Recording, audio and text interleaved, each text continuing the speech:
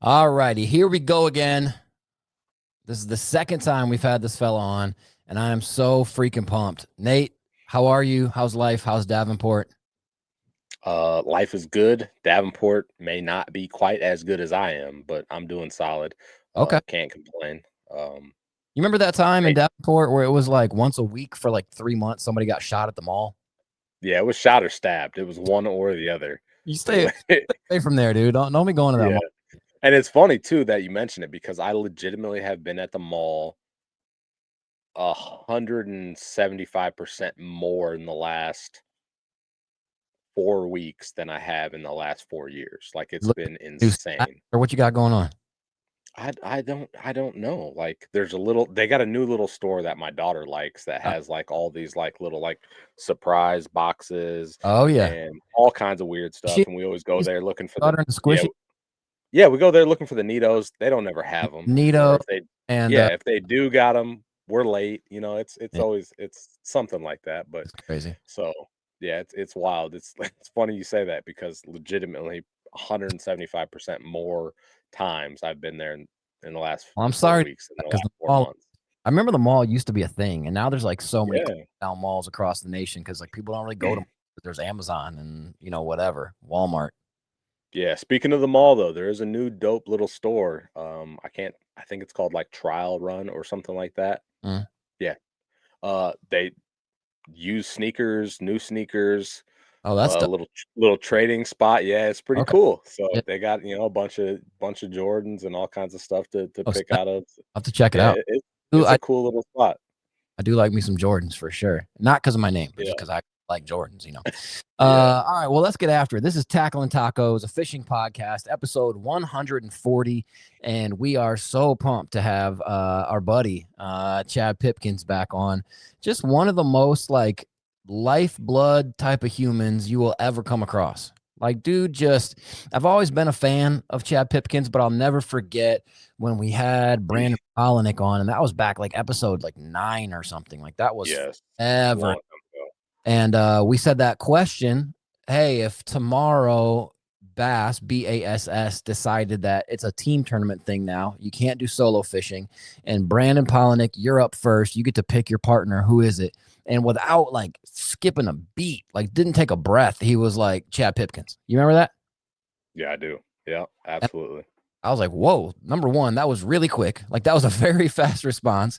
And number two, like, tell me more. And he said the same thing that anybody who's had any kind of interaction with Chad would say is just like the positivity, the clear thinking, the motivational vibes without being like Tony Robbins or like fake preachy, just like authentic. You know what I'm saying? Like, dude's just got this Yeah. real, like, just this real, like, unintentional way of getting you just hyped up. You know what I'm saying? Like, if I get back into like boxing or something, I don't know if Chad knows anything about boxing, but I'm gonna have him coach me, and maybe he'll coach me all wrong. But I'll just be hyped as crap, though. I'll go out to every match just swanging on him. He's Yeah, just you will you will absolutely show up to any match in the right mindset, re- no doubt. mentally Yeah. ready. Might not know anything about punching, but not really sure.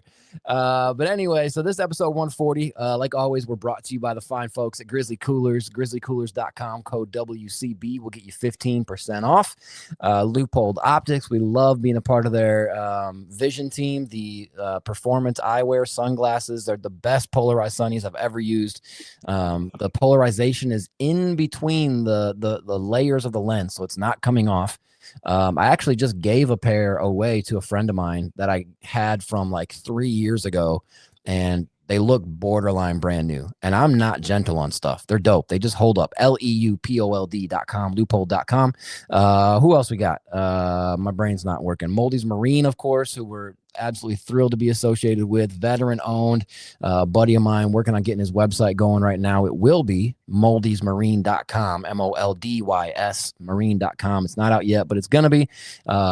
Gator step install, carpet stuff, electronics. He can do, not can do, but he does it well. Fiberglass repair, custom fiberglass work. Like I've told the story on here a few times when we had a derby the next day out of pool 5 on the Mississippi River. He texts me at like 10 o'clock at night. I'm trying my best to go to sleep. And he got a, was it a Sawzall or what did he use? I can't remember. A grinding disc. and just I think it was the Sawzall, yeah. Just cut his side console off of his boat. He had a dual console Champion from like 89, cut the side console off, and then fiberglassed it in. And by the time he picked me up in the morning for the derb, it looked like it was always there. Like, the dude's a freak. He's just that dude. If you have an idea for a boat, he's going to make it happen. And then Denali Fishing, that we're so pumped to be partnered with. Good people. If you haven't seen the commercial that's out there making the rounds of one of the hosts of the show, Lola, my wife, like talking all like in lovey-dovey, and then you pan over and it's a fishing rod in bed with her, which is a little awkward, but it's funny and it's cute and whatever. DenaliFishing.com. They make some dope rods, every kind of level too. So from anything from like $100 up to $400 and everything in between. They just released. Are they out yet? Are they coming out? The new Denali spinning reel. Oh, that I think it's available for purchase. That new D-Mag spinning reel looks absolutely legit. Like, it looks amazing. I can't wait to get my hands on a couple of those. Be really cool. For tossing a couple of these urchin baits we got back here. They the urchin thing. I mean, I have like this fake one from Temu hanging off my center, and Nate is all in on him. He's got like 50, and I was like, "Oh, have you seen the motor?" And he turns around and pulls out like 3. I'm like, "What about that Hags prickly pear?" He's like, "I got 4 right here." He's got the actual Koike ones, not the Foike like your boy's rocking. Although I still don't know there's gonna be that much of a difference. Also, you ever go to Bassmaster.com, Nate, and look at after a derby is won, and they do like the what is it, the best baits or whatever? Top 10 baits or whatever. Yeah, walk through specifics on them, and like that opened. How many was it? 7 had the what is it called? The full cast finance. Full cast, yeah. Koike full cast. Yeah, it's like the 20 in that top 10 of that. What was it? The Eufaula, Alabama Elite or Open, yeah. And at this point, why is anybody even fishing against Pake South? You know what I'm saying? It's kind of like that Johnny Cash song, A Boy Named Sue. So they named him Pake, and he's just tougher than everybody because he got picked on his whole life because his last name rhymes with fake, and now he's eating the britches off of people. Like, what the heck? Yeah, he's taking everybody's cake. I know that. Just winning money, boy. It ain't fake. Whatever it take. Yeah, it's Pake at the lake. I think that's his IG or something like that. But it definitely should be Pake takes your cake, because I mean he's just winning everybody's money. For the fact that cake is also like a slang word for butt, so I'm not sure you want to say Pake takes the cake. That's a little awkward. Yeah, I guess you might be right there. That's trying to get weird. But, you all right, so that's it. That's our sponsors. Let's bring this dude in. I'm really excited to talk to. Speaking of fishing, the opens, the EQs. Pipkens is on the EQ. I don't know if you call it the trail, whatever. One of the more recognizable faces in fishing. I don't know if it's because of his incredible hair and the fact that he never wears a hat. Like Seth Fighter has a good head of hair under his hat. Matt Robertson has good hair like under the hat. John Cox is a sleeper for great hair. You know what I'm saying? Like those curls, he guys on, and he's just smiling ear to ear, and you can't help like laugh with him. But this fellow though, Chad Pipkins, on a whole different level. So let's bring him in. That was an awkward way to bring the man in to end on hair talk. But welcome to the stage. Welcome to the show for the second time, our buddy Chad Pipkins. What up, Pip? What's up, guys? Man, I'll take it. However I get in, I'm in. So no worries. Dude, thank you for on, dude. We've been trying to schedule this for how long, man? It's been a solid year plus. We've had a couple miscues, some babies waking up, some it is what it is. It's life. It gets in the way of things sometimes. It does. Life has a way of getting in the way of life. That's a profound statement, brother. How are you? Yes, sir. We're doing good, man. Just different day, different grind, but same stuff, man. Excited to be where I'm at and some opportunities I got ahead, and looking forward to the road. Yeah. So let's just dive in. So we like to, when we have somebody on for the first time, we like to go into like history, get started in fishing and all that stuff. But we did that with you on our first time we had you on, which we were talking before the show, like years ago. Like that was a long time ago. It was a while back. Yeah. I think it was about 3 or 4 kids for you and maybe 1 extra one for me. Mine just keep on popping out, I always blame it on the fact that my wife is attractive. So I can't. That's fair, man. Hey. So, but so people, if they want to hear Chad's story, and it's very good, go to that first episode that we recorded with him. If you just look on iTunes, Spotify, whatever, type in Tackling Tacos, Chad Pipkens, you'll find it. It was awesome. But today I want to focus a little more on what you're known for, but sort of juxtaposed against where you're at now, because a lot of people know you for being that dude, like we were talking about with Polinick. You just have this like unending positivity, this grind, this like drive, but now you're not on the elites anymore. So give us a bit, if you would, give us a bit of an update. Last time we had you on, you were on the elites. What's changed since then? How are you attacking it? Give us some, Chad. For sure, man. I appreciate it. I still got the same grind, still got the same positive personality. I mean, that's just me. It doesn't matter if I'm digging holes in the yard or like painting houses, man. I'm hustling and I'm trying to get people around me to hustle. So unfortunately for me, it's just me in the boat when I'm hustling. So I'm trying to, keep my head in the game and keep motivated. And right now, like I said, I'm back fishing the opens, the elite qualifiers. Hopefully I got to finish in the top 35 out of my division of 2, or top 50 of one of those divisions. So hopefully have a decent year and slide into one or two of those, and that way we can get into the postseason. I said it from the beginning, like I don't need to set the world on fire now. I need to, you want to peak at the right time. And I obviously haven't peaked yet, but we're getting better each day. Like I feel like I'm fishing well, and it hasn't shown it on paper real well yet. Like finished, 60th, 70th, but it's out of 200 people. But like you can tell when you're out there, like actively making good decisions. Yeah. And like a lot of the stuff that I've found might go away, but I'm making adjustments. Like the last couple of years, man, like, God, I figure it out and I just have a hard time. Like I'm so dialed. And then when it goes away, I don't make those changes. And now like I'm having a day where it's noon and I got like 2 for £1.50 pounds.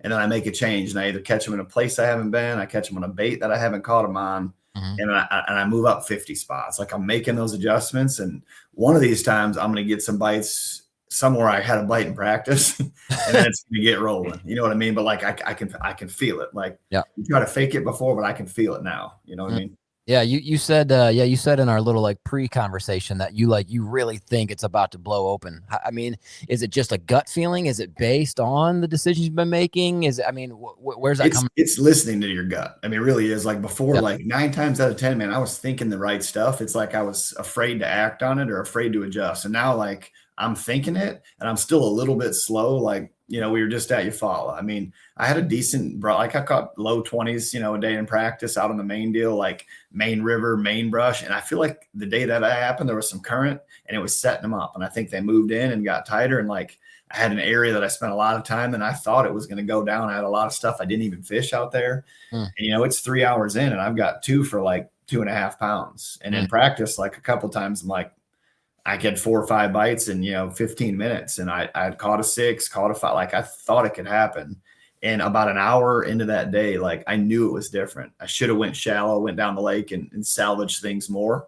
But I waited a little long. I waited 3 hours and I still made it happen a little bit. I lost a 5-something up shallow to cash a check basically. But like I made the adjustment. I just, again, needed to listen to myself a little sooner.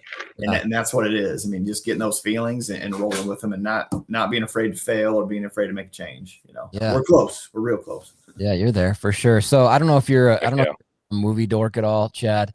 One of my favorite movies when I was younger, this is a kind of a specific reference, but one of my favorite movies when I was younger was The Matrix, like the first one. Yeah, some Keanu Reeves. Yeah, dude.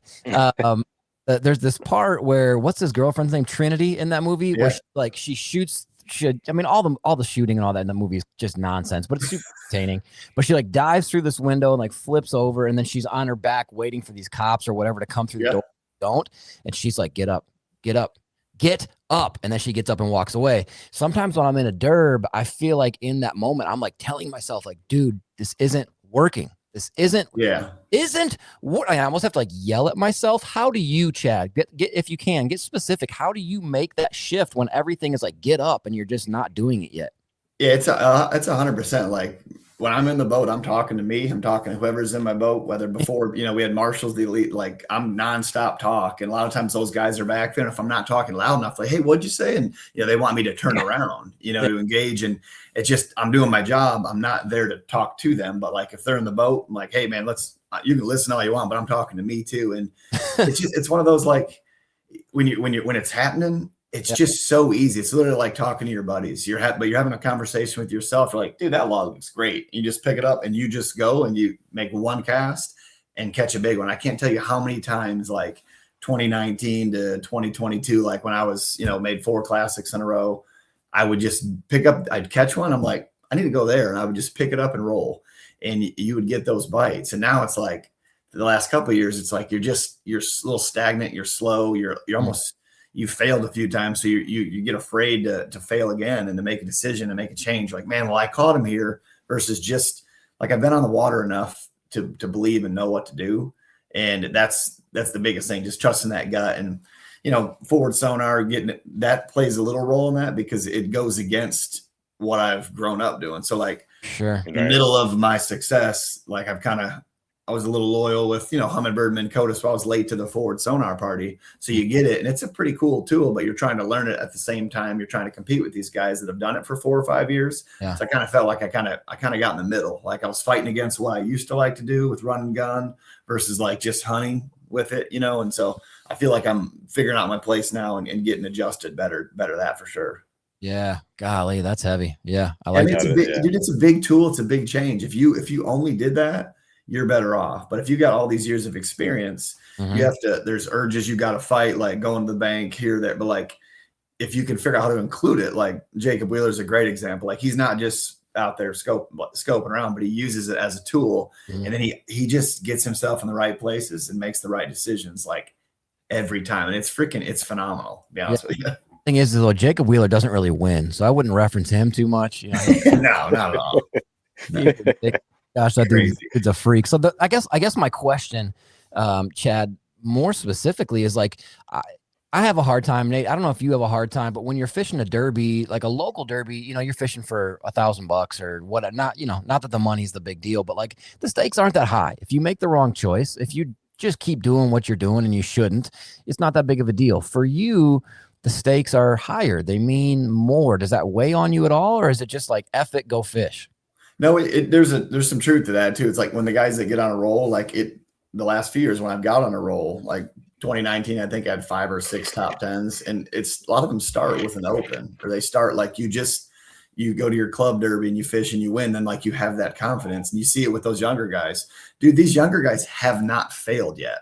You know what I mean? They're used to winning. Good point. And you just come in and do what you like to do and you catch them and it shows. Versus you get a little stress, you get a family, you get some sponsors, some kids or whatever, and you start having some issues, like it just builds on you, it gets on your back. And if you can't kick it off, man, it can drag you down. And that's going to be really interesting to see what happens in the next, 5, 6, 10 years, whatever, because we have so many guys that are so good. Guess what? Eventually everyone besides Wheeler currently, eventually everyone fails at some point. I don't want anyone to fail, but like somebody has to finish last. Somebody has to get kicked out. How are you going to respond to it? That's going to show me what you can do. You know what I mean? Yeah, that's a very profound statement. Yeah, because you're right. It's what was it? Mike Tyson that said that, like everybody's got a plan till they get punched in the face. Yeah, exactly. And that's the damn truth, because you will get punched in the face. You can't go. You can't fish on either tour for 15 to 20 years without. I remember when I first started, and it was Randall Tharp one year and Chris Lane. I was like, man, Randall Tharp was in 102nd. Chris Lane was in 103rd. And I was like in 50th, whatever it was. But I'm like, you know what? Dude, somebody's got to finish last. I mean, and now the names are so good, and the people that have been in the game, like the young guys are coming and winning, and the people you're kicking out have been in, 10 or 15 years. Like somebody's got to finish last. And I say kicking out like I'm offended. Like, again, I've got no harsh feelings with Bassmaster. Like they didn't kick me out. I lost my spot. I need to earn it back, and that's what needs to happen. If you're at the highest place in your sport, whether it's golf, racing, basketball, whatever sport it is, like if you're not performing, you get demoted. And do you want to go back and train and work and make it, fishing, you get that opportunity because there's not as much of a physical aspect as like other sports where you might not have anymore. Like I genuinely feel like I have it, and I do not feel like my best fishing is behind me. I feel like what I'm really hoping, to be honest, like as I got caught in the middle of a couple different things, like no excuses. Everything's on me for how I've performed. I've had 2 of the worst years I've ever had.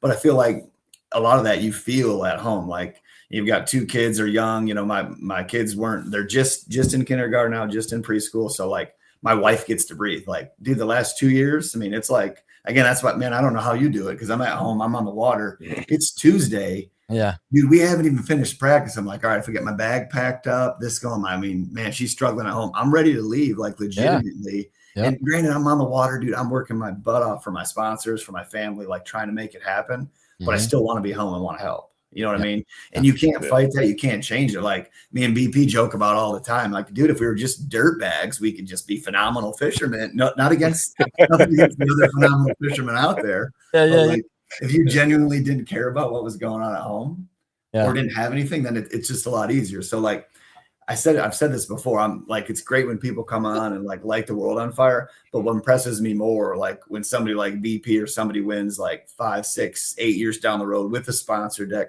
with a family, because I think it's so much harder to do. You know what I mean? Because your focus is getting pulled everywhere, you know? Yeah. Golly. Yeah, that's really good. Yeah. Hey, what you got? Like, yeah.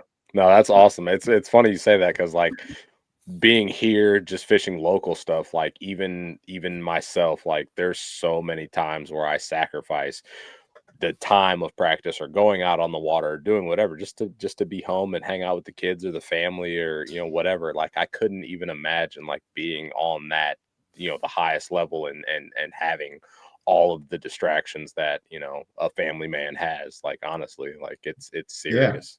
And again, it's not like, I'm not getting outworked. I'm working twice as hard as these younger guys. But like, again, my twice as hard, I've got family here. I got sponsors here. I got some side, rental painting thing over here, like things that are all important in my life, but they're all 100%, 200 days on the water. The biggest thing now too, is like these younger guys coming in.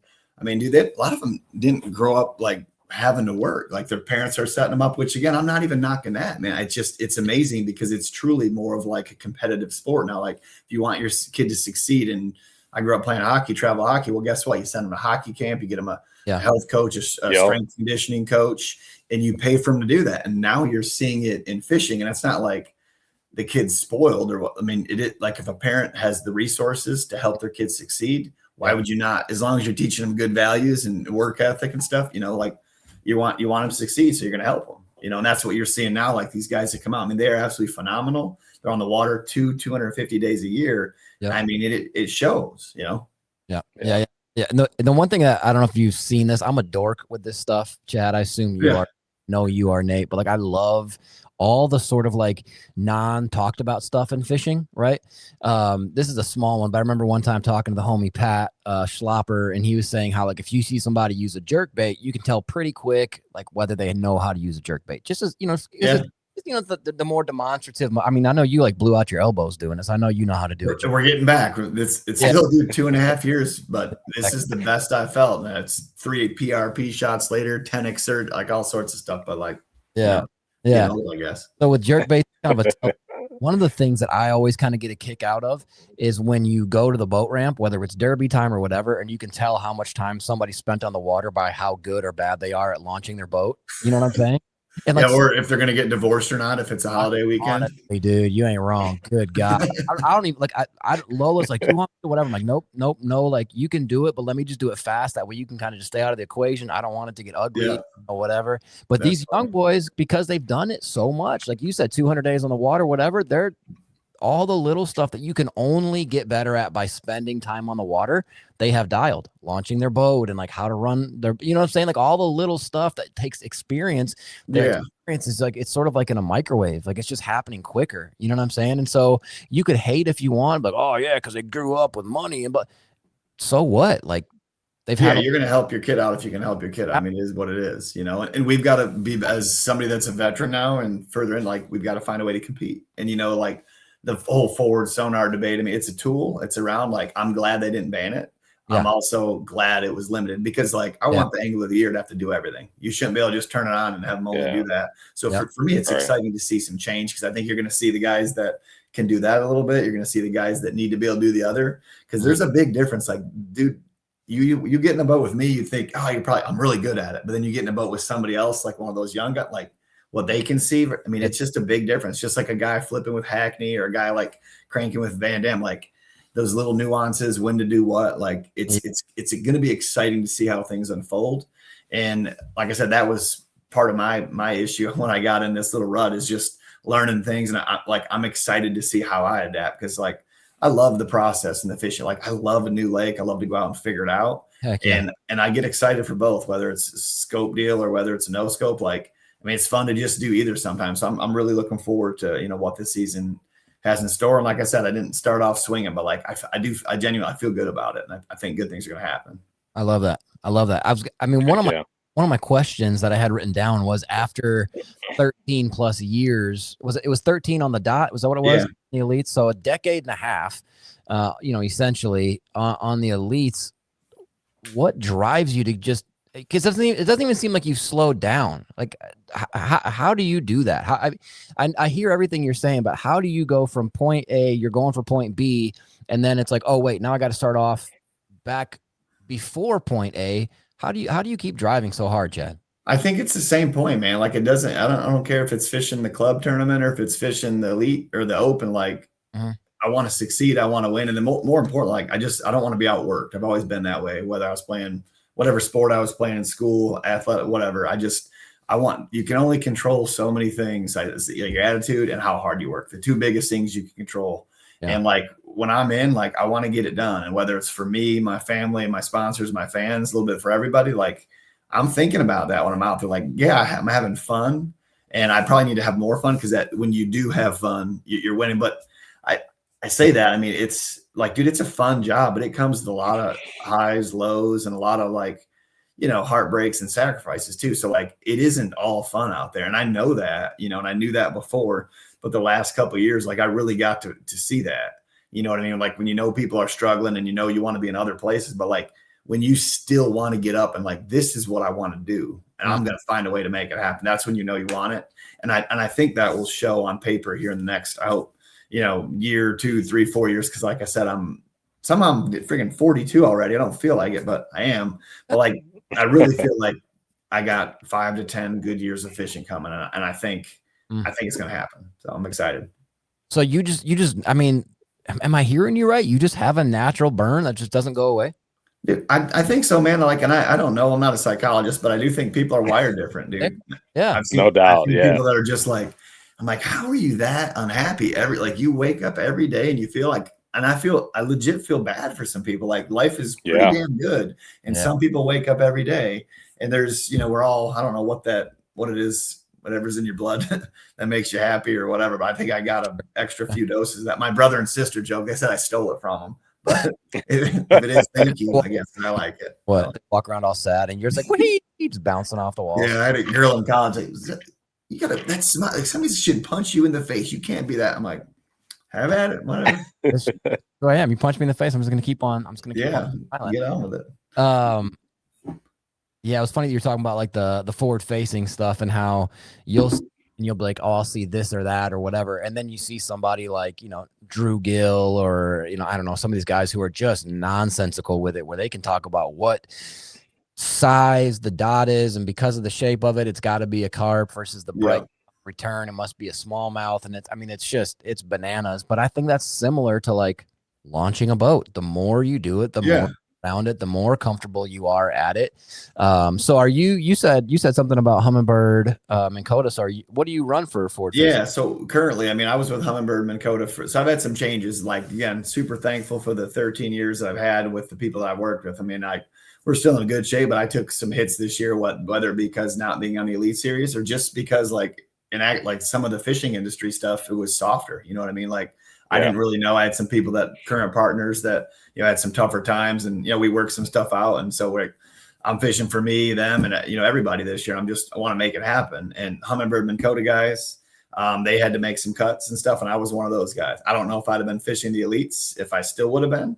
I do know they cut some people, but it was one of those deals where like, it bummed me out a little bit, because I felt like I was very loyal with them, initially. And I got great relationships with those guys. I still use most of their products. And, I just, for forward sonar, I run a Garmin now.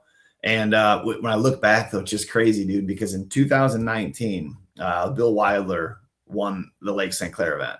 And I don't like Lake St. Clair because there's no rocks, nothing specific. Like I run away from the Lake St. Clair to get to the rocks. Sure. When you put forward sonar on people's boats on Lake St. Clair, it takes it from a 1 to like a 29. Yeah. You put forward sonar on my boat on Lake Erie, you could take it from a 3 to a 6. It's not as big of a tool when they're hiding in the rocks. I hear you. They're not, but like on St. Clair, the way they suspend, I mean, it is literally like, it's insane.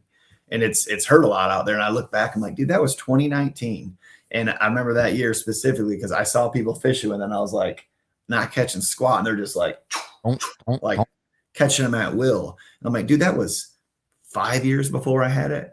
And on the top 10 that year, there was 46 out of 50 guys that fished. And a lot of them are Humminbird guys that got cut, that fished with, they bought a Garmin and used it in that tournament. It was that ridiculous. And then I'm looking back, I'm like, so I made the Classic in 2019, 20, 21, and 22. Those are the best 4 years I've had.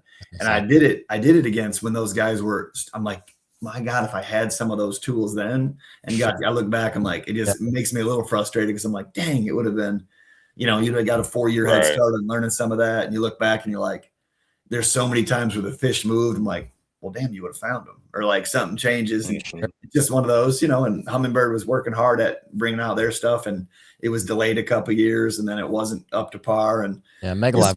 You know, it just happens. You know, now it's pretty good stuff. I've ran them both on top of each other, you know, the Garmin and the Humminbird Mega Live 2. And you can see well with Mega Live 2 out in front, see the bait well. Don't quite see the separation as much on the, like grass and that kind of stuff. But I mean, at least you could compete. But I mean, for 5 years, I had nothing. And I feel like, you know, you're like, damn, you're so close. But I feel like that kind of took me off of when I was fishing at my best. And I still feel like, you know, getting into sports psychology, there's plateaus and there's peaks and stuff. And I was peaking there. And I think it would have been a higher and a longer peak if I was using the technology. And now it's helped me get lower and stay lower for a little bit. But now I do feel like I'm learning the tools now. I'm putting in the time and I'm better without it also. So I feel like we're gonna rise back up and get the job done. Yeah, I think excited about that, man. Yeah, I think you are too. I love that positivity. And the other thing is too, is like you're saying, there's certain things you've experienced pre-forward facing that other dudes who are so married to forward facing will never experience. You know what I mean? And that's not a diss, but it's just different parts of fishing. Like, and that's the awesome thing about fishing is it'll humble anybody. You know, like fishing is in the competitive sense, fishing is a losing sport. But not everybody is as humble / positive as you are to when they're not on top, they're learning from it. You know what I mean? And so you're going to learn every day. You're not going to win every day, but if you can take away something every day on the water, you're going to get better. And eventually the guys that have like you're going to pass some of those guys. And like I said, like a lot of the guys that are succeeding now are so good. They haven't even had a chance to fail yet. And I do think it'll be interesting the next few years. Like I said before, like somebody's got to finish last and like, who's it going to be? It's not that that's exciting. It's sad. It's our industry that we live in, man. And I hope, you know, what I do hope for is that the industry can grow enough because like the base is growing, you know what I mean? Totally. And you got guys on the Elite Series, you got guys on the BPT, and guys are getting cut with full sponsor debt, which we should be. I say we because I am, you know, but like you still plan to fish full time. And I think you're seeing a lot of guys, and you will in the next few years, like fishing the Bass Opens and Elite Qualifiers, or fishing the tour under BPT, and you're going to see people cycling in and out, almost like, you know, going up and down from the main tour to the lower tour. And I hope our industry is strong enough to hold those guys at that base also, because that would be the tipping point. If that were to happen, like where you've got guys that want to be here, then they go here and then they get cut from all and they can't afford to do it. That would be interesting to see how that shakes out. But like with the numbers and the viewership, man, I really feel like it's the group is going to be strong enough to hold. And I think it's going to be exciting to see people move in and out and how that fluctuates, because it's a whole nother element, you know, like guys qualifying, not qualify. It adds like excitement. Like as a fan, it's something to root for. You know what I mean? Like guys making the playoffs, you know, getting back in, getting out, you know? Yeah. No, that's good. That's really good. Will you take a couple seconds then and walk us through? I love this kind of talk. Nate, I know you love this kind of talk. And Nate and I, it's funny, Nate and I, neither one of us are Bass Cat owners, but we both freaking love Bass Cats. Obsessed. Nice. And we keep on having all these Bass Cat people on from like Good people, man. yeah, man, from like Andrew Becky to Hunter Bogman on the MPFL and these dudes. Like it's just been so cool talking to people about basketball. Will you walk us through your rig a little bit? Also, dude, Suzuki's on the come up, dude. Holy Mastacholi. They are, man. It's like, and it's wild, dude. It's 10 years. I've been with Bass Cat and Suzuki for 10 years now. Yeah. And it's been good. I got to be, I think I was Brandon Card was the first guy, and I got to be number 2. It's pretty cool to see how it's grown. It's been a great partner to work with. They're awesome. You got a phenomenal engine, obviously reliability. Now it performs the same, and you got the sleekness, like the look. I mean, it's just So sick. it's a good, and you're seeing everybody get involved, and like obviously Wheeler running one helps too. And it's an exciting time to be involved with them in fishing, and I think they're going to help, snatch up some market share. I got that, and I've been running the same Puma STS I've had for 3 years. Love that boat, and just was ready to rock and roll with it again, and just good soft ride and storage, and like the little bit wider front deck. I ran the Cougar for a couple of years. I mean, that thing was fast and could cut in and out of the waves, but I was ready for your more typical little wider front deck boat. Yeah. So it's been good running. I think I run 5 graphs. We have that 55-inch size limit, but I like having like a map, just a 9-inch screen map and down, just sonar. And then I run a 12-inch, 360 and a 12-inch Garmin up front. So it's kind of mix it up. I feel like now I'm in a good spot. I've got a little bit of everything and the stuff that I want on my boat, and it's good, man. I'm excited. Yeah. Heck yeah, dude. Yeah. I love the Suzuki's so much. I've been a fan of them for a long time. And then I don't know if we've ever talked to you about this, but we have a semi-local marine place around here. Team Marine and Lacrosse, and our buddy Andy, who runs that, he's got a YouTube. He's super crazy. He's a technician, and I don't know if you've ever seen his crap. He's bald, and he starts every video about, how are we doing today, everybody? Nice. He's a Suzuki junkie, and he's worked hand in hand with Suzuki on developing props for them. And anyway, I've been a Suzuki fan forever. He probably doesn't have to work on them too much because they just seem to never break down. So that's a fact. Yeah. I mean, you don't even have a service crew, and there was I think 12 or 13 of us between the BPT and the Elite. And the only time anybody missed something, Adrian did once because he smashed a log and like ripped his lower unit off. I mean, unless it's self-induced, you're usually pretty good. Yeah. And yeah, I mean, who else? Dean Rojas and Adrian Avina and you and Spore and Wheeler and Card and Perch. And I think Hackney's in one now. Mark Davis is in one now. Yeah, it's crazy. Like all these dudes from like up and comers to old heads to, I mean, they did a good job. They got a good mix of people. You want to reach each market, Yeah. It's good diversity. Yeah. First year with it, right? What's that? Is this Wheeler's first year with Suzuki? Yeah. Yep. Yeah. Wheeler, Hackney, and not Rojas, but Mark Davis. Yeah. Dude, that's so rad, dude, for sure. Swinghead. Yeah, the old swing head jig. That kills me. What he's done is phenomenal. Mark Davis, like I said, not a big sonar guy, just doing his thing out there, just finishing like 3rd, 5th. Like it's amazing. Yeah, he definitely does his own thing. That's for sure. Yeah. Impressive. Nate and I always reference this one interview he did where he was talking about like a rugby head, like a swing head jig. And he's talking about coming in behind people. He's like, I came in right behind him, throwing that swing head jig, mopping up right behind him. So anytime we ever, and Nate and I, we fished a 2-day derby up north of here in this smallmouth lake. And the first day we caught fish, the second day we whacked them. Like we went to work on the second day and we caught almost all of them on a swing head. So every time we caught one, like, oh, that old swing head. Yeah. Thanks, Mark. Yeah. Well, yeah, for sure. That's awesome. Get people like message us on Instagram and they'll just like type out like SCHWEEE. Like, hey man, thanks. Got him. Yeah. It's kind of our dorky thing that we stole from him. Catches them. It does, dude. That's a fun way to fish. God, it does. Yeah. Between Mark Davis and gosh dog it, what's his other name? Gosh dog it, Tommy Biffle. Oh, the Biffle bug. Yeah. Between them, like recognizable like voices and characters, both fishing that swing head. I'm fishing from here to the dam. Don't. It's all mine. Don't cut me off. It's all mine. I'll cut you. Yeah, I'll catch it. With his little booty shorts. Dude, my favorite Tommy Biffle impersonation, and it's not even good, is Mike Iaconelli. when he's like, you're making it hard for me. You're making it hard for me. And it doesn't even really sound like Tommy Biffle, but it's so freaking It's a good one though. Yeah, the way he does it is so funny. Nice. All right, let's before we get into some other stuff, because I really want to talk to something like the balance. You touched on it a little bit, but the balance of you being like you own a painting business and you're a dad and you're a husband. I want to talk about that balance a little bit, because where some people could use that as pressure that's hard to kind of stand up under, other people could use as like motivation. You know what I'm saying? It's all how you look at it, and I think you strike an awesome balance. Before we do that, we do play a game on here with almost everybody we have on the show called One of Your Favorites, where we just randomly name things and you tell us what one of your favorites is. But we're gonna flip it, Chad. We're gonna make it a little bit different because you are ever the optimist. We're gonna say one of your least favorite, and you got to to us raw. We're gonna say one of your least favorite, and then we'll just stupid things, good things, serious things. And if you don't want to answer, you don't have to, but let's run it real quick. Yeah, I can do. One of your favorites. So one of your least favorite, Chad, what's one of your least favorite ways to catch bass? Flipping.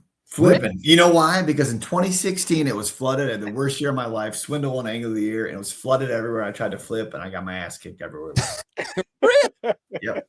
I would not have expected that. Yeah. Okay. All right, cool. That's awesome. That was so fast too. Yeah, that's awesome. That was like who he's gonna fish with. Yeah. You ask Palaniuk what my least favorite way, and he will say he ain't gonna flip. It's mostly like hard line flipping. I like open grass, but like if it's a bush line, you're like or a row of like no thanks. Reeds. One of your least favorite fast food joints on the road. Oh, like McDonald's, stuff like that. I'm not a big burger dude. Yeah. I mean, I like a good burger, but like I'm not gonna eat like a cheeseburger and a soggy fry or anything like that. Yeah, dude. Nate and I, Chad, we've both been on this kick. We've been trying to like get healthier, and like I've been going to the gym for the last like 3 months or something. I see the gun spot. He's got the guns out. I told him. It's just the shirt. It's just like a tight fit. Nothing there. Nothing. Yeah, that's probably why I got that. That's probably why I got that seventh baby coming. You know what I'm saying? When he's tight. But anyway, so I've been trying to eat healthy, because what I find is that if you try and like go to the gym but don't eat healthy, you know what I'm saying? Like, what's the point? You know what I mean? Oh yeah.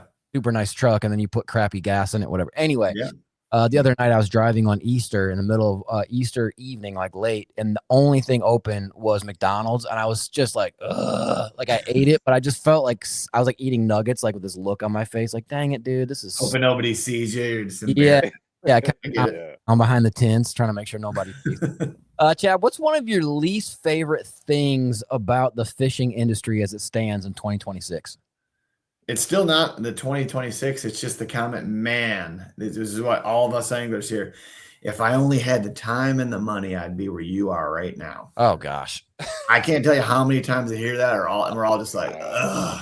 No, you wouldn't, dude. I mean, it's like, now granted, there's a few people that had that somebody gave them the money, but most people, they made the money and they made the time, and it absolutely happened. Yeah. You know, you want to come up with excuses why it didn't work. You can do that all day long, but like, if you want some, you just keep working at it. So. Absolutely, dude.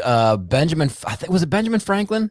I can't remember who it was, but somebody once said, I knew a man who was good at making excuses that was good at anything else. It's like the most profound statement. Like anybody, we have friends, we're part of the Working Class Bow Hunter podcast network. And so they're bow hunters, big bow hunters, and they're in Illinois, and they get messages all the time. Well, yeah, I'd shoot big deer too if I lived in Illinois where you guys live. Like, shut up. Yeah. It's the same thing. Quit making excuses, dude. He always wants to rain in the parade, man. Yeah, I hate that talk. Do you ever say back? Like, no, you wouldn't. Do you ever say? I lightly. I mean, I'm not. Earlier, I would say, "Oh, okay," and then now I'm like, I don't just beat them down, but I'm like, you know what, dude? I'm like, most of these guys don't have a silver damn spoon. Like, they made it happen. You ask somebody their story, they got a story for it. How they made the money, slept in their truck, did X, Y, Z, worked 80 hours a week. They're all a little different, but they're all pretty similar. Yeah, they worked, dude. Ashton, another quote really fast, then you can go, Nate. Ashton Kutcher, which I'm not a huge Ashton Kutcher fan, but it's such a good statement. He once said, for most people, your dreams coming true just looks like really hard work. Yeah. For most people, but the people that love what they're doing, it's different. Like, so you say that again. For most people, your dreams coming true, it looks like really hard work. True just looks like really hard work. I think he just means like you got to work to get there. Like, it's not just going to be handed to you. Yeah. No, I see that, but I see most people think the other. They don't see the hard work, almost like the opposite of what Ashton's saying. Most people see the dreams and don't even see the work that was put into it, like in our industry. Yeah, because they're not seeing anybody hustle. They're just like, they see your nice truck that you paid for, like, oh, somebody gave you. I'm like, nobody gave me my truck. I freaking bought my truck. Yeah. A lot of people don't see, and that's why, like, I don't want to flood my Instagram with what I do like all the time, but it's sometimes I do. I put a picture up there just 2 days ago. I was like out at one of my rentals. I mean, dude, I just hung like a gutter for the first time. I YouTubed it, hanging gutters. I ran 4 downspouts with a couple buddies. Ran 90 feet of tile, pulled carpet in the basement because we had water. But like, people don't see what you're doing to, you know, to stay succeeding or to stay in the hunt. You know what I mean? Because like, you get on and you succeed and you get some sponsors, you have a few good years. Well, guess what? You don't, and things go backwards. Like, you get used to spending X dollars, but you haven't done anything to keep the other pot high. You know what I mean? Like, it goes quick, you know, and I'm fortunate, but having some good years. I've got some other irons in the fire and stuff. And like, that's why I feel like I'm going to be able to work on my craft here and get rolling. And I'm going to get some time to, you know, make it happen. You know? Yeah. That's it. I love that. That's awesome. Yeah. So, what's one of your least favorite finesse techniques?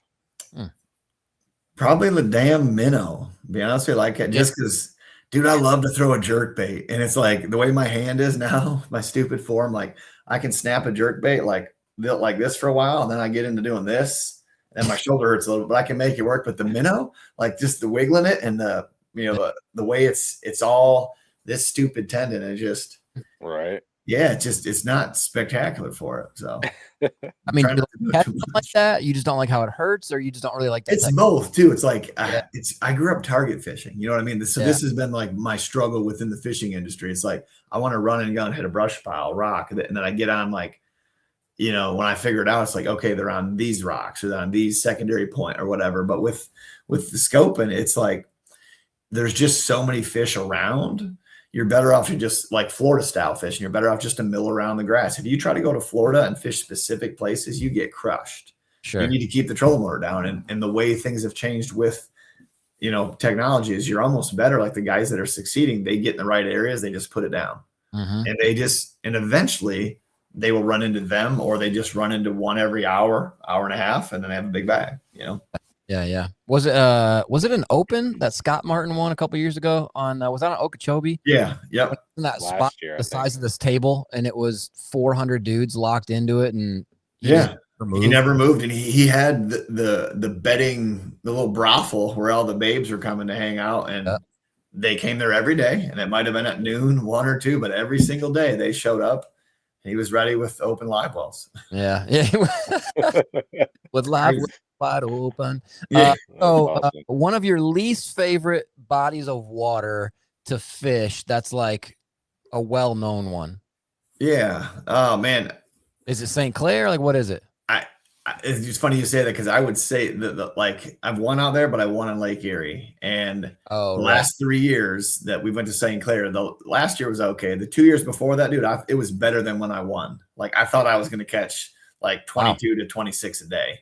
And like, the wind changed and it just goes out from under, you know, the rugs just pulled out from under you. I'm like, where you really feel like I needed to have a good tournament to keep my spot, to, like, you know, to have a chance to go to class, whatever. And it's just like, don't show me what's out here. Like, just give me a hard practice and I'll go float around the Lake St. Clair with scope like everybody, you know. But don't show me. Like, I'd be talking to my kids FaceTime. I got pictures. And I'm like, I'm throwing a crank and I catch like a 580 and I'm like, hold it up, and of course it can't get off because it just has the crankbait coming out its gills. And you're like, I don't want to see that when it, you know, just inhaled like, it. Yeah. Lake St. Clair's had my number the last few years, and it is what it is. It's one of those, like, you leave the ramp and I'm running like 150 miles, and then I go out and there's 8 guys with camera boats about as far as I could take a kayak in like a minute or two. And you're like, damn, that'd be nice fishing for 9 hours next to the ramp. Yeah, dude. Jeez Louise, that's wild. All right, so there. All right, what you got, Nate? Least favorite power technique, other than flipping. We already mentioned that one. Other than flipping, least favorite. I'm going to say probably if glide bait counts. I only say that because I got out with Carl once, man. I give him crap all the time. I'm like, dude, you were the glide bait master, and I caught one turtle. I hooked that sucker in the mouth, front hook, turtle in the mouth. That's what I caught. And he caught like one. And I think we were on Chick at the time too. It was a while ago, but I'm like, you should have showed me better, man. That is hilarious. Yeah, that's awesome. Went out with Carl and I caught a turtle. I did catch it in the mouth though. Super. Like those derbies where they have to show it in the mouth. Yeah, and it was like legit. He got the treble hook somehow. Attaboy. All right, one of so your least favorite styles of music to listen to. Probably like the hard, like crazy gothic screaming into the mic kind of deal. I like a lot of stuff, but like that's just like Okay. Somebody else though. Yeah. All right. I like it. I can dig it. All right. You do one more, Nate. I'll do one more. We'll get out of here. We'll do something else. All right. Least favorite movie. Man, dude, I like a lot of movies. So I'm a bad. If I don't like it, it is terrible. Dang. Terrible. Yeah. I should have them for you. We watched a movie. Mel and I. We picked some. My wife. We picked some terrible ones, like one or two. I can't remember. I want to tell you what it was, and I can't. It was the other. The other Amy or something like that. Oh yeah, the one where the David Spade one where he takes. Yes. And I just hated it because like I just felt like when you're watching, you're just like, no, this can't. You just felt bad. Yeah. I mean, it just, I didn't like it.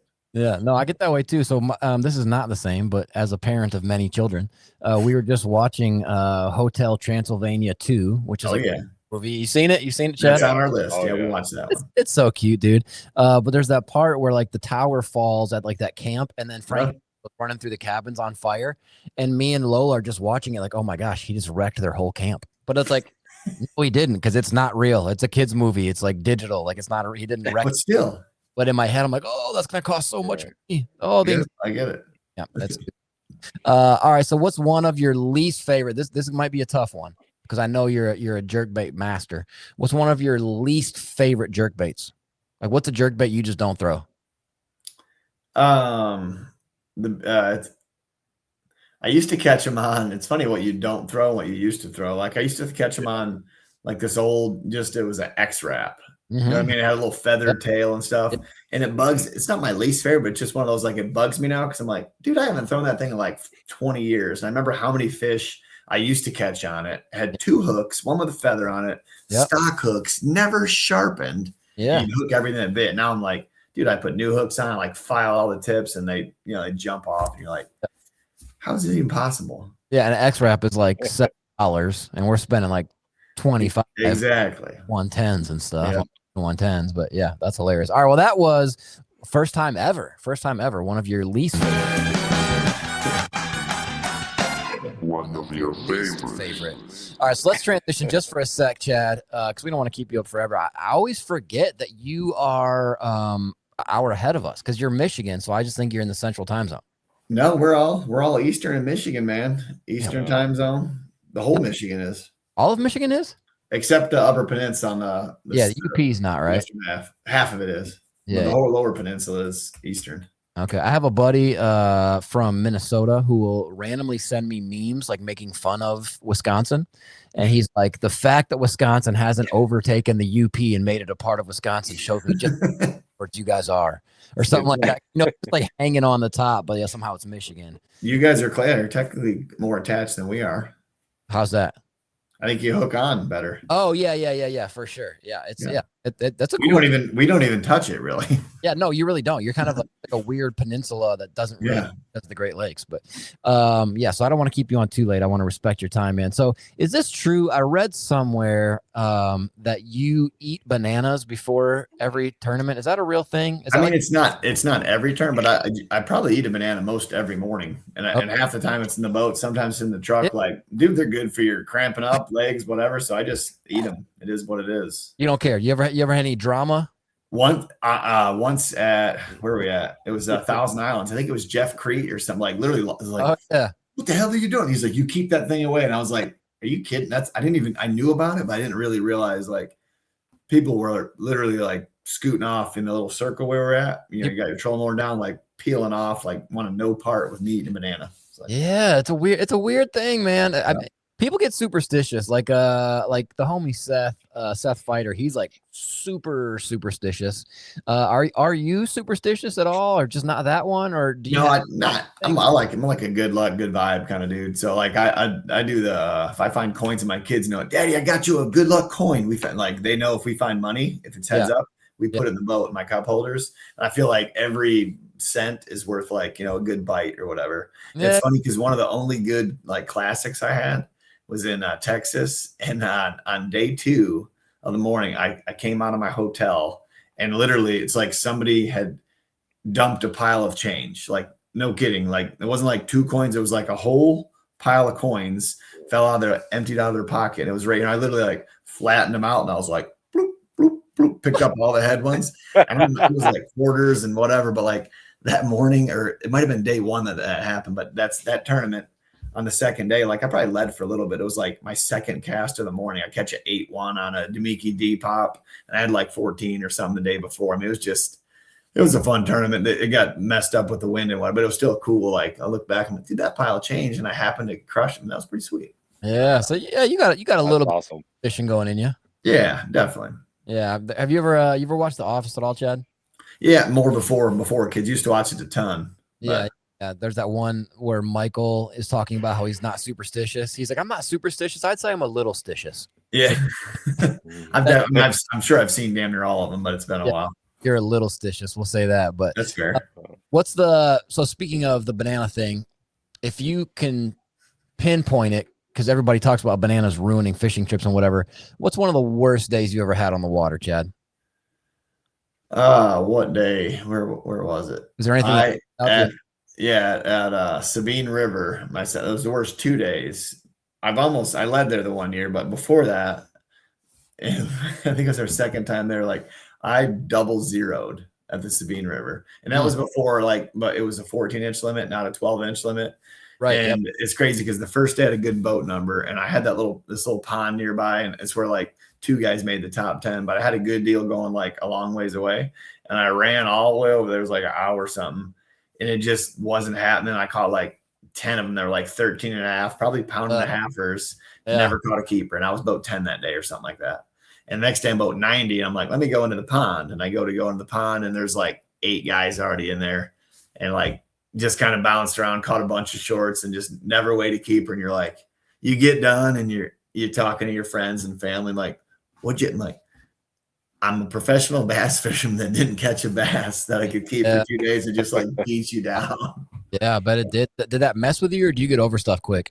It does a little bit wide. I try to you don't want to dwell on it. I do want to learn from it. So I feel like you've got like a day, maybe 2 days. Like a lot of it's like phone calls when you're talking to fishing friends, family, whatever, and you're going through that process. Like you want to look and see like, where was your mistake? What could I have done different in practice? A lot of times talking that out helps. But I feel like after that, you got to drop it. You got to, this podcast, it's like a book, but it's called The Confident Mind. It's talking about like your victories, put it in your memory bank, like your personal victories. There's a lot to be said about the things you choose to remember and how your brain's shaped. Yeah. And it just, a lot of it relates to fishing and others, but it's cool to, when you start to see that, you're like, it makes sense. Like if you're thinking about all the fish you lose and all the bad days yet, like you pull it all with you, and it pulls you down. If you're thinking about the good things that you happened, and you're more vibrant, you're more you're upbeat, you're making quicker, better decisions, and feel like you're ready to take on stuff, Yeah. I don't know if you even realize it. You are a not like a weird way, like in a really encouraging way. You're kind of a one-line factory, like you'd have these one-liners just fall out of you. Like you just said, like, I want to write that down. You said, I didn't want to dwell on it, but I did want to learn from it. Like, that's it. Like that is a good line. Yeah. Get the tape recorder out. I tell my wife to say good things all the time, but she doesn't really listen about it, I guess. Yeah, jeepers. I mean, that's profound. So not forced for you. I really like it. That is good. How do you do it, man? Let's bounce back to it. Nate, do you have anything else you wanted to say on that tip? No, that was solid. Go ahead. Yeah. How do you balance? How do you specifically, not like how should somebody else do it, but how do you balance work life, owning a business, wife, little kids, with being on the road and the amount of time and practice? How do you specifically balance it, Chad? I try, man. It's not easy every day, dude. That's There's a couple of times where like my 2-year-old is literally crying, chasing the truck while I'm leaving. I'm like, do you want to get dude, it just freaking eats away at you. That's heavy. And and you love what you do. And I want to teach them, like when they get bigger, like they know all about money. Why is daddy leaving? Daddy works more than anybody in the whole wide world. And I feel like I don't when I'm home, but you have those thoughts going on and they can take you to a bad spot. You know what I mean? If you're feeling down, because when you're doing poorly, you think more about the stuff that's at home, And I felt like I felt a lot of that last couple of years. And I do think I'm beyond some of that. Like I said, I feel like my wife's in a good place with where the kids are at, and just being in school, they're busier. If everybody's busier and having fun, you don't notice the time as much. And this time, I left for a tournament for a week, and my kids, oh, daddy, that wasn't that long. It's just 7 days. It's a different vibe. And I can feel it. I know my kids can, I know she can. And so when you're on the water, I'm working as hard as I can there, trying to definitely, it's nice technology, FaceTime my kids in the morning, before they go to bed, probably once during the day to stay there, but still be in tune with what I'm doing. When I get home, man, it's tough because you got fishing business to take care of, but I've still got, rentals going on and the painting stuff, but that stuff.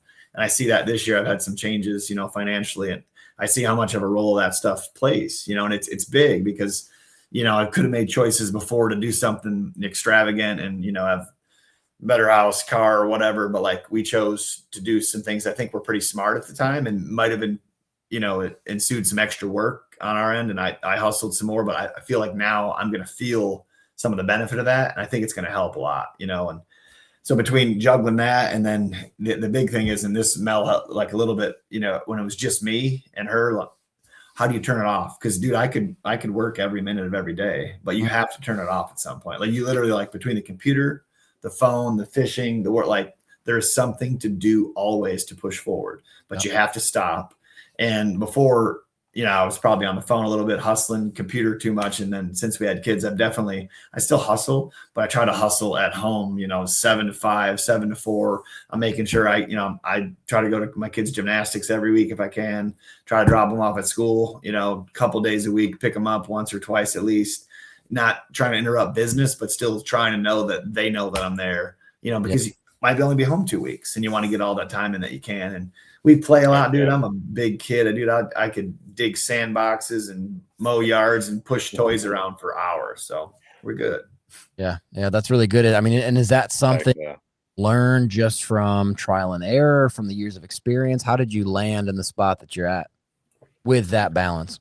I mean, probably my parents, man. I had good, my parents never could be like, hey, here's $1 million, go fish. But they gave me support at a house. I lived with my parents till I was 28. They gave me a place to live, had to get they were my roommates, we just ate dinner and hung out together and had a place to stay, But I had good support from them, awesome.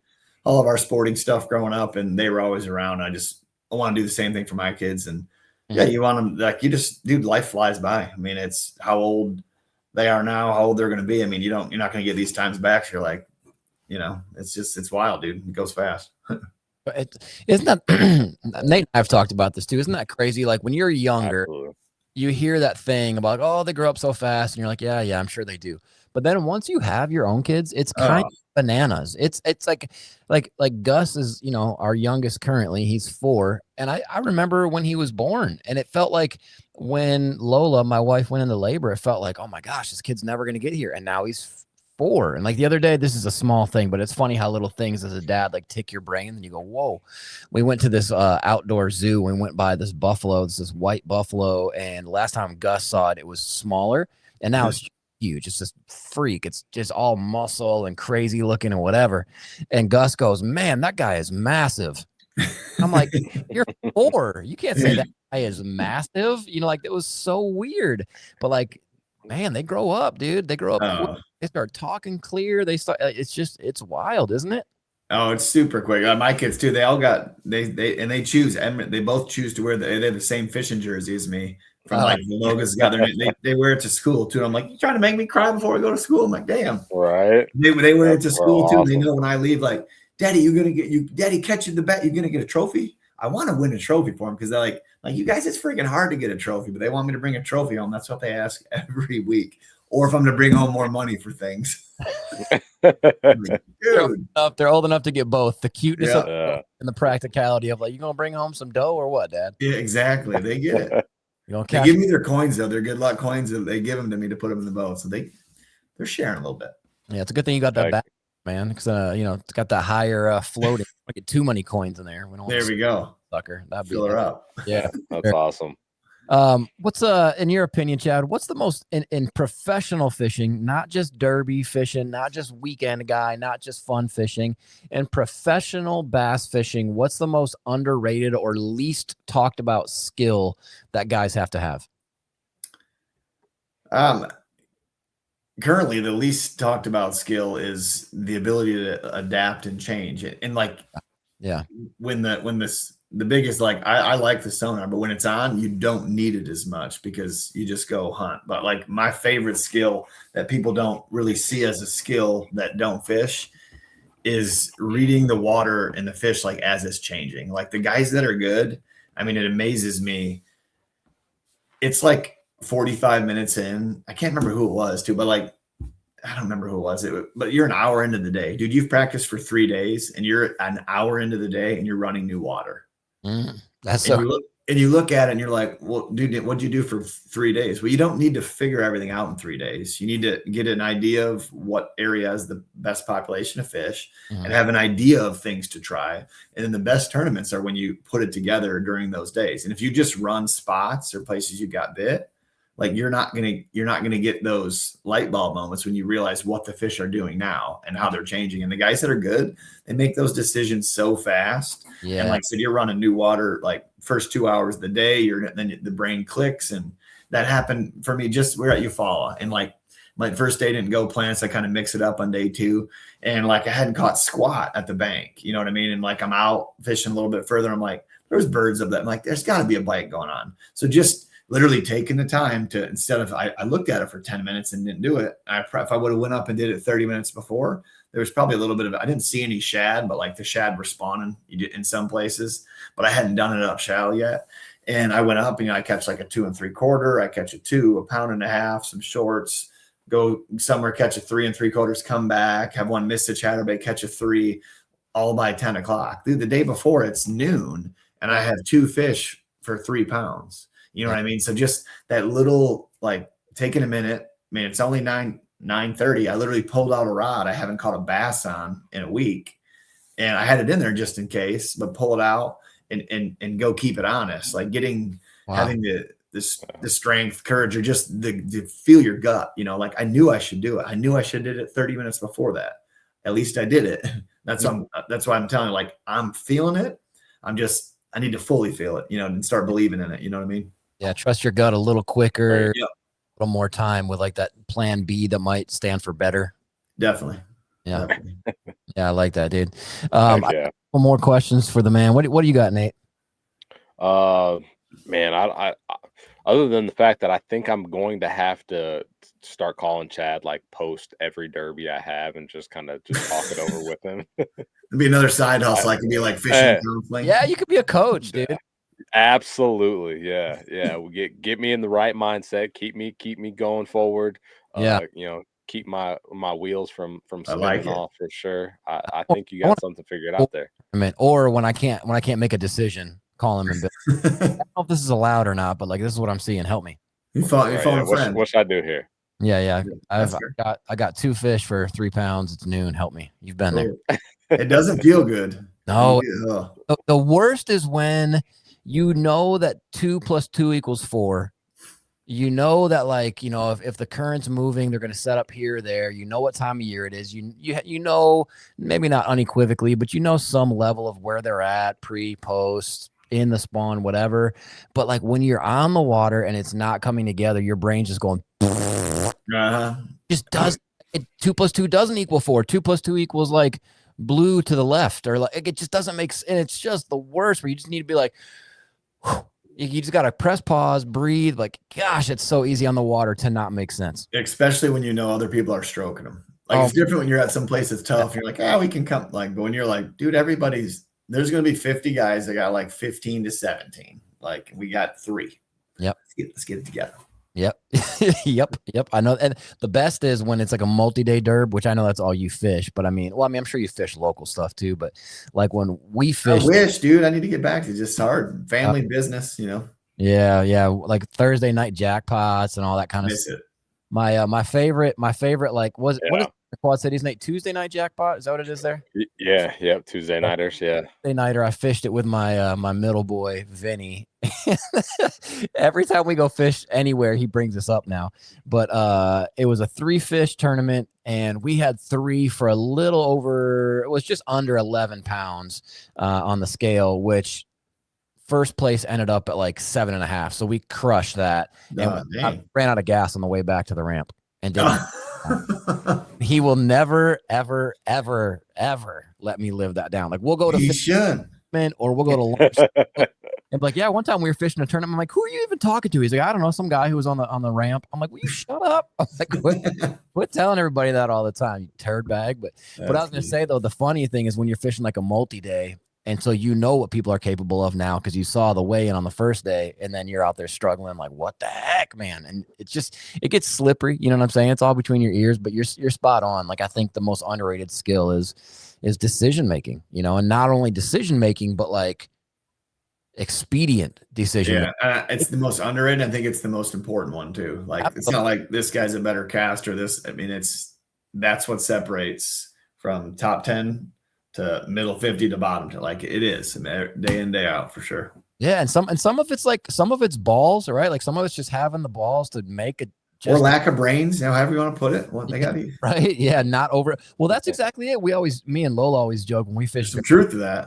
Absolutely there is. Because Lola loves throwing a jackhammer more than anything in the world. We have the super dope. I can't even say this now, but I'm just gonna say it, whatever. But you know, we're sponsored by Denali now, but she has this really dope St. Croix Legend glass rod. It's a lot like the B Height Evergreen glass rod that he throws on chatterbait. It's like a 7.4 heavy. It looks like a pool stick, but it's super flexy. Anyway, I'll be over analyzing every possible anything on the water temperature, the barometric pressure, the whatever, and she's just on the back of the boat, just throwing it simple. Yeah, and just stroking them, just whacking them. And I'm saying, oh, well, this green pumpkin with red flake, it'd probably be better than green purple pump. And she's just like, whack. And I'm like, I can't even like analyze what I'm doing because I'm having to grab the net so off. Sometimes, you know, it's a fine line. Like, do I have the balls or do I just put my head down and just go? There's a lot like the specialist. There's a lot to that. You know, you just do what you can. 9 times out of 10, you can catch them how you want to catch them. Maybe you might not be able to win every time, but like you can compete. You know what I mean? And that's having not the stubbornness, but just having the confidence to know, like, I don't need to do all that. I need to do what I like to do. Let's get it. Yeah, I love that. All right, so one question to ask you is kind of a specific question: is what does a tournament week look like for you? Let's say, Chad, that you're fishing. It doesn't matter, lake, whatever, in northern Minnesota. From the time you show up to the time you put it on the trailer to leave, what does a week look like for Derby for you? Yep. Yeah. For me, like at home, I don't fish a lot, man. Like I said, business, kids, you know, I try to get out and stay relevant. If I'm home 2 weeks, I try to fish once a week or whatever if I can. But when I get there, the big thing I'm trying to do this year is be more present there. Like before, like, dude, I'm serious. Like I was ready to leave before we even started the tournament. You know, it's like day one or it's the last day of practice. I can already feel it, you know? And now I'm like, well, I made a rule, like I'm not leaving the night before at all because the night of the tournament, just because I don't want to like go through that process. Like, all right, I'm all packed up and I want to stay focused. Like how many catch the next bass? Sure. And so I'm trying to do that for sure. And then the big thing too is I'm really trying to get into like, you know, seasonally and regionally, like what's going on. I'm trying to make sure like we go to Eufaula. I fished a place before. I fished West Point Lake, the day before. Try to get in at least, might not be able to get 2 days, but like if it's a 12-hour drive, maybe I drive, 8 or 10 the day before, then drive 2 in the morning. And then I fish like 6 hours on a lake nearby and then get my stuff ready. That way I can, have a gauge of what's going on, maybe some things to keep in mind. Then we hit the grocery store, try to eat healthy when I'm on the road. Don't want to get too sloppy as I get older here. So try to stay healthy. And you got 3 days of practice, dark till dark, as much time as I can get on the water. We're on the water. And then now with the opens, I'm not a huge fan of an off day because, again, I like to hustle, like to be home with my kids and like to get stuff done. But it is nice when you're there and you get a chance to organize your stuff and, you know, and then get rolling after that. So yeah. Wow. What do you have in the boat for snacks when you're out there dark to dark? Definitely got some jerky, always jerky crackers, got some Cliff bars and bars like that. I'm a big fan of the V8 little juices, the little energy drinks. Yeah, yeah. Like 10 grams of sugar, 80 grams of caffeine, but I love those things. Tons of flavors. Yeah, I always got I'm a big sandwich guy. I can't put whole sandwiches in because I just won't stop eating them. So I got to put like at least 3 or 4 halves. That way I only eat half at a time. That's always the most. Always an apple, banana probably too. And we're good to go. Banana. Yeah, buddy. What's that? Where is it on here? Nope. The creepy sound. Do you have we talked about that? Do you know the whole history behind bananas and why people hate them? Yeah, the boats coming overseas and everybody dying with it, right? Yeah, there's some kind of spider or some kind of bug that lived in the trees, and they would transfer the boat and they'd chew through the wood and the boats would sink. And so instead of like actually thinking smart about it and being like, what is in these bananas, they were just like, they're cursed. No lie. Yeah, that makes sense. Yeah, it was some kind of bug that would eat through the wood and then they would sink. And bananas and water just became the super negative whatever. Nate, you got anything else for Chad before we let this dude go? What an awesome conversation we got to have with you, man. We appreciate the crap out of you. Yeah, no, for sure. Chad absolutely killed it as always. Yeah. You know, I said it kind of, I think before we really got going, we need to have him on every couple of months and just talk life with him because you know it's always so much fun. It's awesome. So I appreciate you. No, thanks guys. Appreciate you having me. Glad we could hook up too. And like I said, anytime, happy to help. I may not win on the water all the time, but happy to share what's going on, whether I'm winning or losing. So appreciate that. Well, hey, just so you know, man, you know, I mean, you and I text back and forth semi-regularly, and I think you already know this, but I'm fully on Chad Pipkens' team. I'm cheering for you like crazy, man, pulling for you. I don't know where you sit on this whole thing, but I'll be praying for you for safety while you're on the road, while you're on the water stuff too. But you feel like you're gonna go win one, go freaking win one, dude. Go do it. Dude, I'd love to win one. I'd love to make the classic. Like right now, I mean, that is the coolest feeling in fishing is coming out of that tunnel. And like I've done it, I've been fortunate to do it six times now. And like I'd love to do it again because that is what gets you up now. Gosh, that's great. I want it again. You know what I mean? And like I said, I've had some good years about like I'm excited about this year. And you know, I don't have to win now. I need to have good tournaments now and have 3 great tournaments later, and we'll be back where we feel like we need to be. Well, go get them, dude. We're cheering for you. We appreciate you, brother. Thanks, guys. Without appreciate it as well. Yeah. We'll talk later, Chad. Thanks, man. Yeah. Bye. Peace. That is the dude. Chad's a freaking man. That's so awesome. Just it's cool too because it's like when he talks and it's all like positive and motivational and like drive, it just feels so real. It doesn't feel forced and fake and like, you know what I'm saying? It's just like you know, I mean, I was kind of joking with him, like you're like a one-liner machine. You know, when he said that thing about like, what do you say? I wasn't dwelling on it, but I was learning from it. Like stuff like that kind of stuff only comes from doing something long enough. Like, you know, Pat Schlopper said that thing about jerk baits. And when you see somebody use a jerk bait, you can tell whether they're good at it, whether they're not good at it. I'm the same way because of snowboarding and skateboarding. When you see somebody on a skateboard, you can tell pretty quick whether or not they're good at it, and not like in a judgy way, but are they comfortable with it? Does it just feel like natural? When Chad talks and he's talking all positive, it just feels really natural. It just feels very who he is. And like, you know, we've said a million times on this podcast, like our slogan is positivity is worth the effort, which that's specific because for me, positivity doesn't come as naturally as it does for someone like Chad Pipkens. You know what I'm saying? But I think the more you can get somebody like that in your corner, or just like that's like, you know what I'm saying? Like having somebody like that around is such a positive thing. No, without a doubt, and that that's a large part of why I said I'm gonna start hitting him up after every derby just to talk it over with him. Like, how amazing would that be? Like, even if he seriously like opened that outlet as like a side hustle, like he probably. Oh yeah, no, people would pay for bass fishing. Yeah, people would absolutely pay for that without a doubt. Yes, 100%. So I mean, it's and like you said, it's going back to our last conversation with him, 2 years ago or whatever the heck it was, like it's that you get that exact same vibe where it's it's not forced, it's not unnatural, like everything is as real as it gets, and Yeah. that's why Chad's so awesome. Yeah, because positivity, right? Like positivity and optimism and all that is great.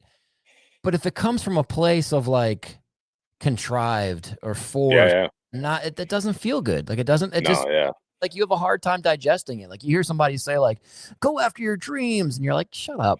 You know what I'm saying? But you hear somebody who you know what I'm saying? But then you hear absolutely, elite pro for 13 years, and like, I mean, I just can't get the fact out of my brain that he went to the Classic 4 years in a row.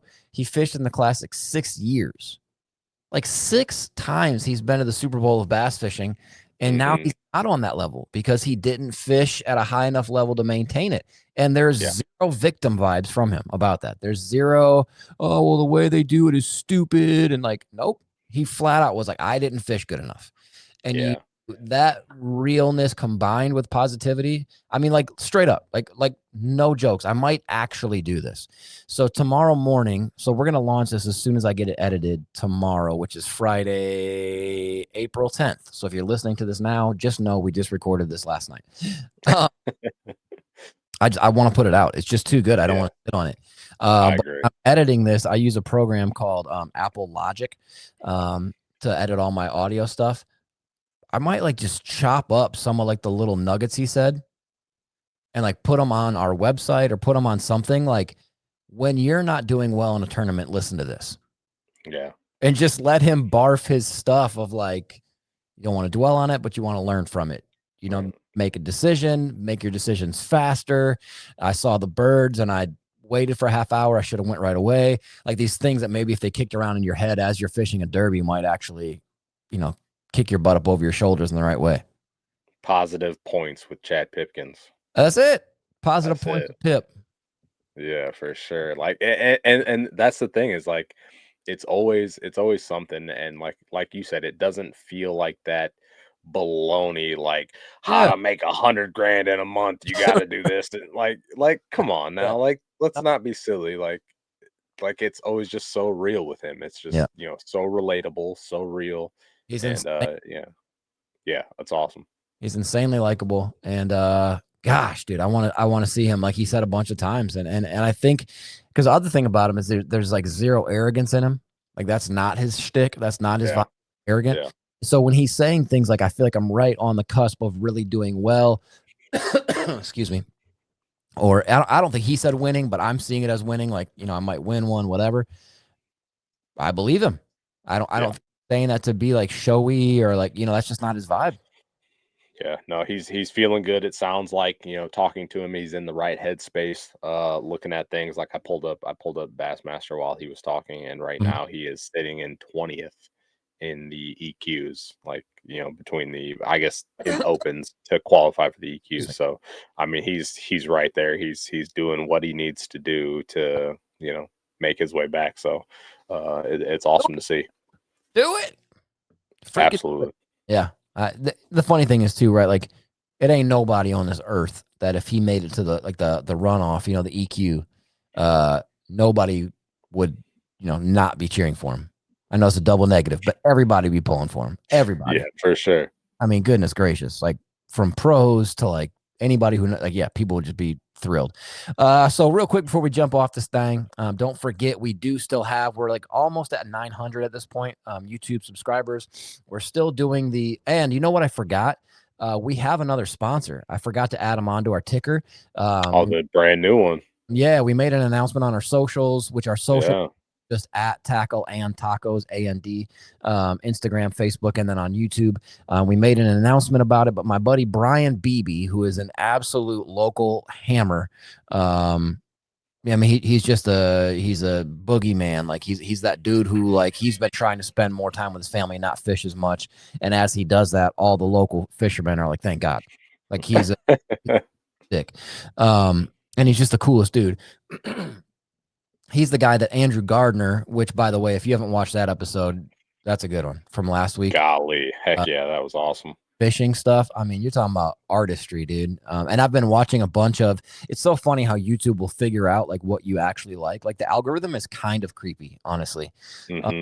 Like you type one thing in and then it just goes off on it. So now I'm getting all these suggested videos of swim bait stuff, and that artisan gill that he makes, the albino one, and then like whatever that purple one is called.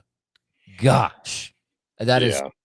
There, I watched a video. There's this YouTuber. Shout him out. Go look him up. Whatever his YouTube handle, whatever you want to call it. That sounds like an old person thing in like a chat room. But anyway, the YouTuber is Swimbait Family. Swimbait Family. He got the artisan gill in that purple color and caught a fish on it on his first cast. Like literally shows him going to the water, goes down, catches a bass on his first cast. It wasn't a giant, but still, like that's a nasty bait. But anyway, Brian Beebe is the guy who brought Andrew Gardner to us to say like, hey, he just got all these connections. Where you got? Move it over.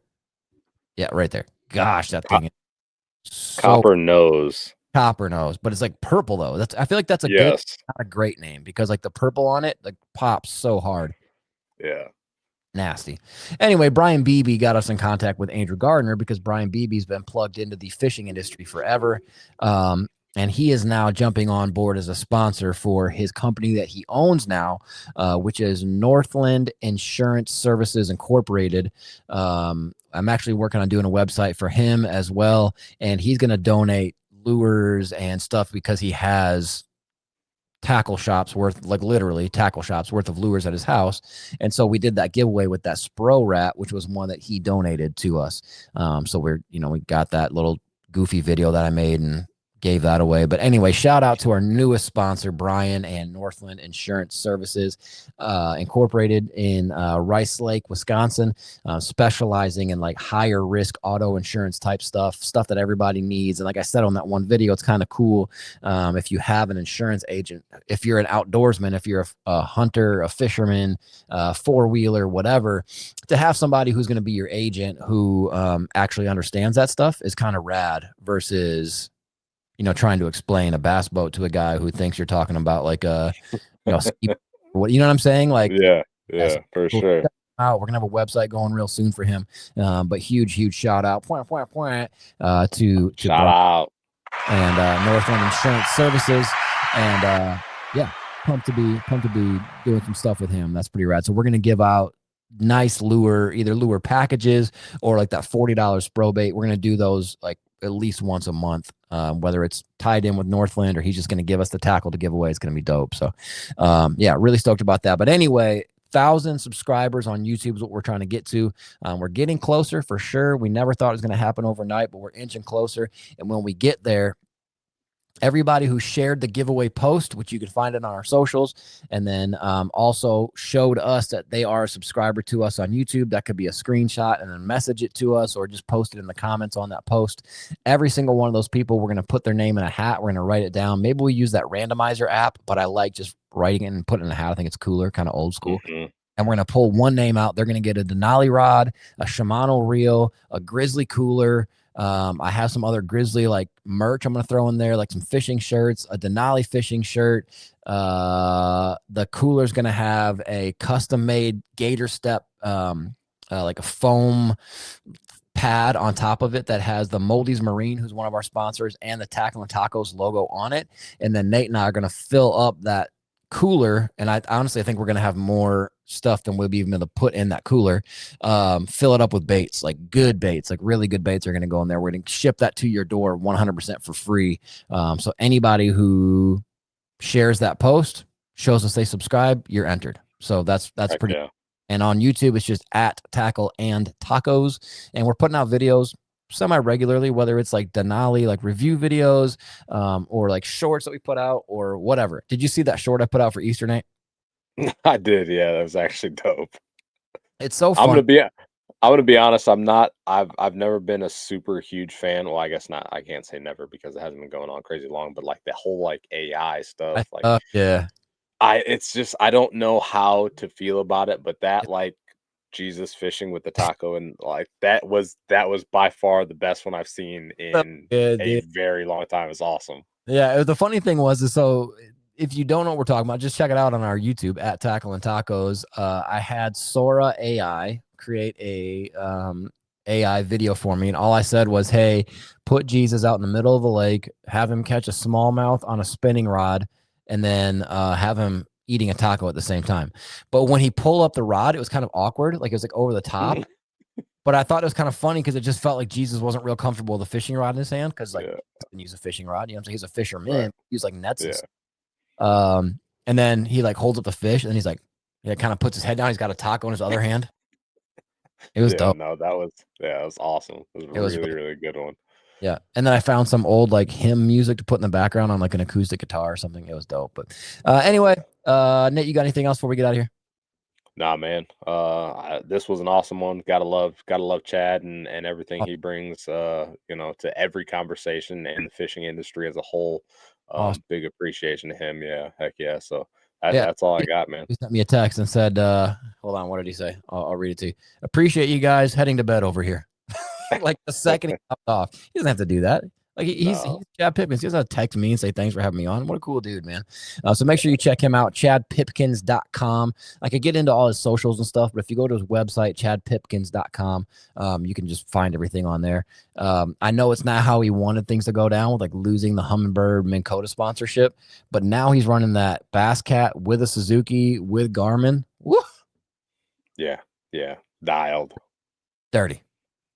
That's freaking Absolutely. dirty. That is a combo. Like that is a setup. That is a rig, boy.